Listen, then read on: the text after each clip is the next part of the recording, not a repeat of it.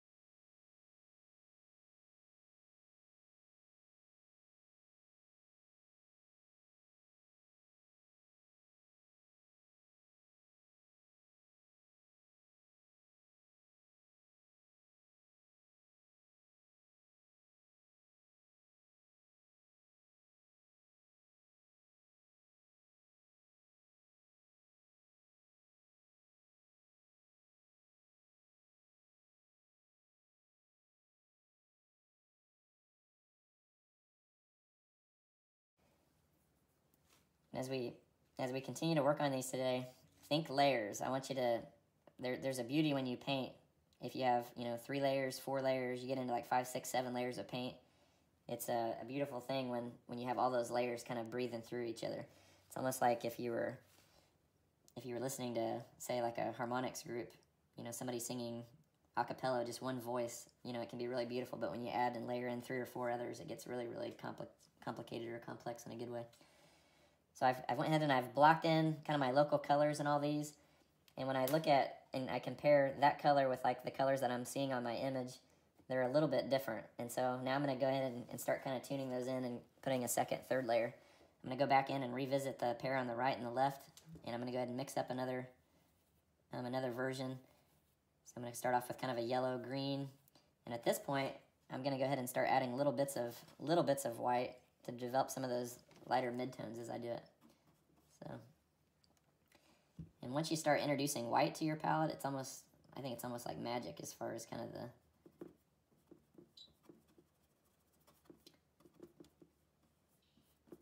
some of the differences it makes.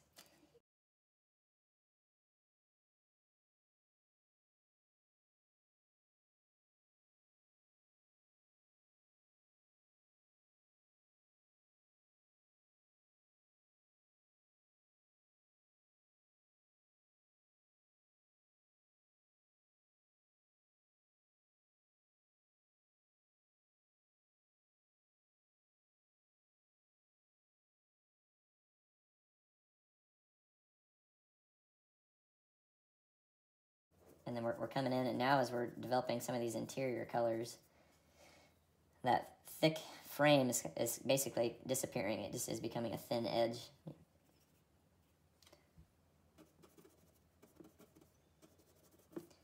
And even though I'm kind of doing my midtones, kind of working my way up into a lighter area, it's definitely okay to still integrate some of those darker shapes, darker areas if you feel like you need to as you do it.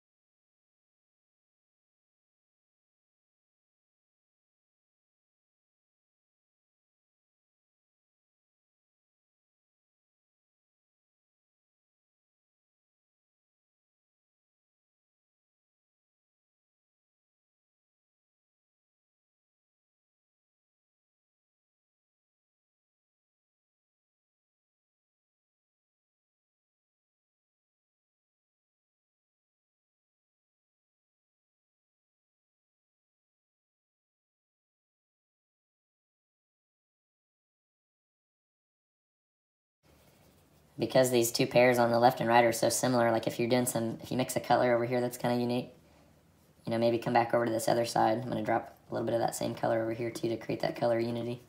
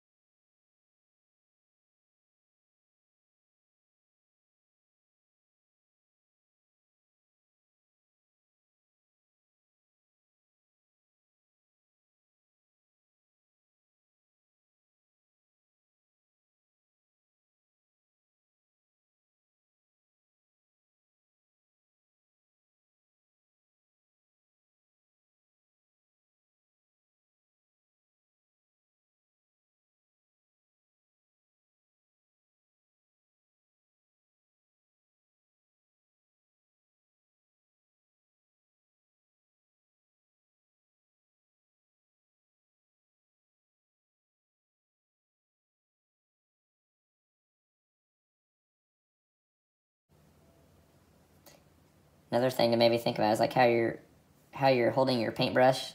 Like right now I'm kind of holding mine like this, clear out at the end, kind of forcing me to loosen up a little bit. You know, you don't have to necessarily hold it like you're drawing with a pencil. If you think back at like Matisse, when we were looking at some of those images earlier this semester where he'd put his mark-making device on the end of a stick, sometimes 6-7 feet long. Again, just kind of forcing himself to loosen up.